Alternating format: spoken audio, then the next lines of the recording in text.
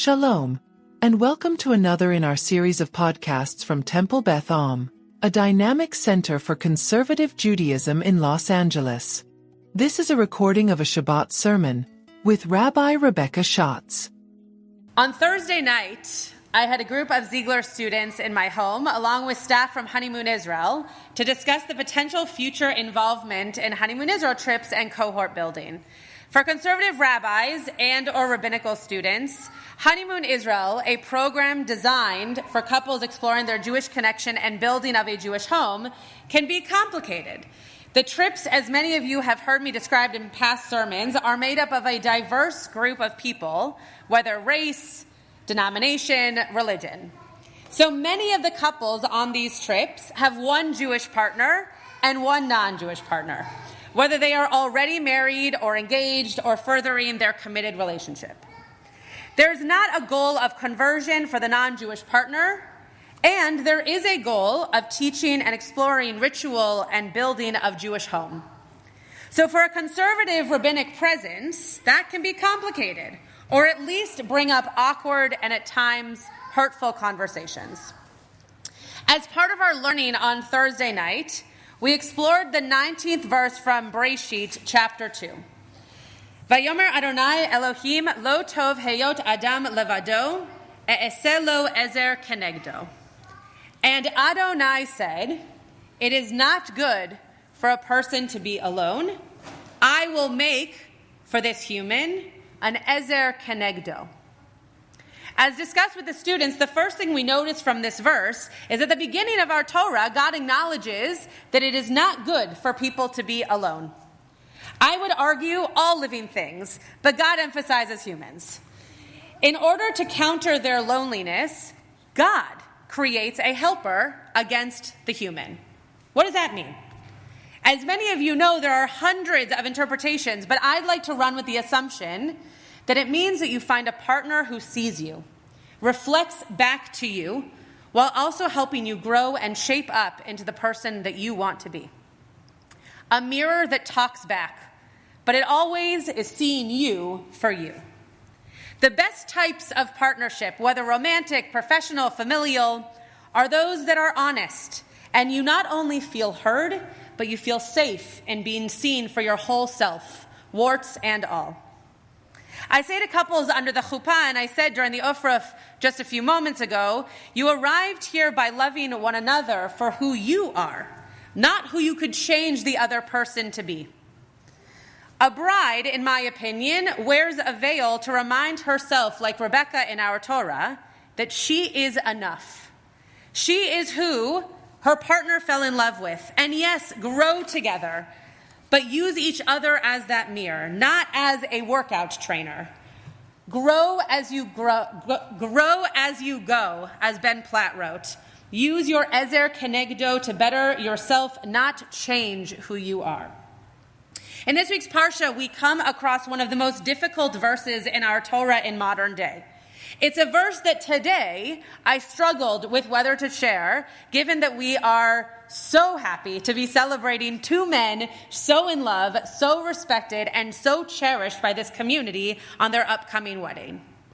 This verse is one that has been used to hurt those in especially the gay community, and today we are going to learn it and use it to uplift partnership, to uplift love, and finding our ezer kenegdo no matter who they are. Our Torah, whether written by God or by divinely inspired human, has verses and stories that were clearly shared out of fear and trauma. The Torah was written in a time, no matter when that was, where the human experience was not as evolved as we are today, and in 300 years will feel even more antiquated. However, we learn it, and we love it, and we hold on to it, because even that which is antiquated is beautiful and worth exploring to better know our present. The verse tells us that a man should not lie as he lies with a woman. Ve'et zachar lo tishkav bishkevei isha toevahi. What does the verse not say? The verse does not say that two men nor two women cannot be in partnership. The Torah in its most simple form is expressing that the act that can lead to procreating in its most basic form of a man and a woman should be holy, should be kadosh, and that two women or two men cannot physically have that same type of biological relationship, in some cases to create children. A man in this case, though I would say any human, should know the importance of lying with someone and recognizing the holiness in that act. Rabbi Steve Greenberg, an openly gay Orthodox rabbi, teaches, the verse in Leviticus prohibits the kind of relation that is designed to affect the power and mastery of one partner over the other. Sex for conquest, for shoring up ego, for self-aggrandizement, or worse, for perverse pleasure when demeaning another, which is prohibited. This commentary is reminding us that the gender of this Torah verse does not matter. What matters is the holiness of physical relationship and consent. Respect of one's body, of one's feelings, of one's desires, and not power of body or ego or strength. Our verse is an example of negating ezer kenegdo. Rabbi Greenberg is advocating for partnership that makes two people feel respected and loved and equal in shared growth and seen. A helpmate. A person sitting across from you and saying, I love how you know me better than I know myself. And also at times saying, I need this from you because the way I feel your attention in this type of moment is not helpful to me. Zero ego, no power, no struggle or hierarchy. Partnership, mirroring, and two humans sharing in life's moments. In our Talmud, Brachot 19b, we learn from a Baraita, Gadol kavod habriot shedoche et lo ta'aseh Shabbat Torah. So great is human dignity that it supersedes a negative commandment in our Torah. So the verse in our Torah is important to read and acknowledge and recognize that we are putting the harmful aspects of the accusations aside because we recognize that humans should not be alone. They should love who they love and they should be respected for their dignity in human relationship. And it is important to remember that the introduction to humankind began with the need to not be lonely and to find partnership. God says, it is not good for people to be alone. Find a partner. God said our verse today through Moses about physical relationship. The prohibition of being lonely is divine. The worry of physical intimacy in a certain way is human. We should each of us be blessed to find our ezer kenegdo. And as discussed with the Ziegler students at my home, our Torah does not define for us who that person should be, ever.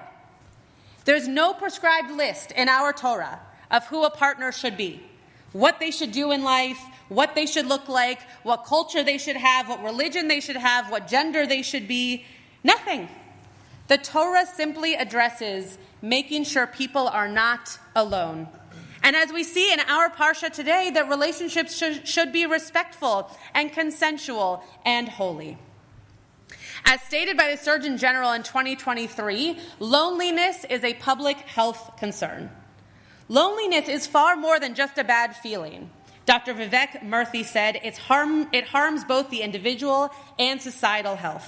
It is associated with greater risk of cardiovascular disease, dementia, stroke, depression, anxiety, and premature death. The mortality impact of being socially disconnected is similar to that caused by smoking up to 15 cigarettes a day. And even greater than that, associated with obesity and physical inactivity. And the harmful consequences of a society that lacks social connection can be felt in our schools, in our workplaces, in our civic organizations where performance, productivity, and engagement are diminished. Each of us can start now in our own lives by strengthening our connections and relationships. Our individual relationships are an untapped resource, a source of healing hiding in plain sight. They can help us live healthier, more productive, and more fulfilled lives. Answer that phone call from a friend. Make time to share a meal. Listen without the distraction of your phone. Perform an act of service. Express yourself authentically. The keys to human connection, Dr. Murphy says, are simple but extraordinarily powerful. I will add to Dr. Murphy's list and I will say, share with those you love how much they mean to you. It is important that we find partnership in all areas of our relationships. And it is even more important that we show up and say, I am a safe place for you to hold up your mirror. May we each this Shabbat celebrate the love in our lives, the partners in our growth, and the ways in which we read our Torah to recognize how human relationship is teaching us to find the best in the other. You've been listening to another in our series of podcasts from Temple Beth Am, a dynamic center for conservative Judaism in Los Angeles. If you enjoy these podcasts, we invite you to write a review on the Apple Podcast website or wherever you get your podcasts.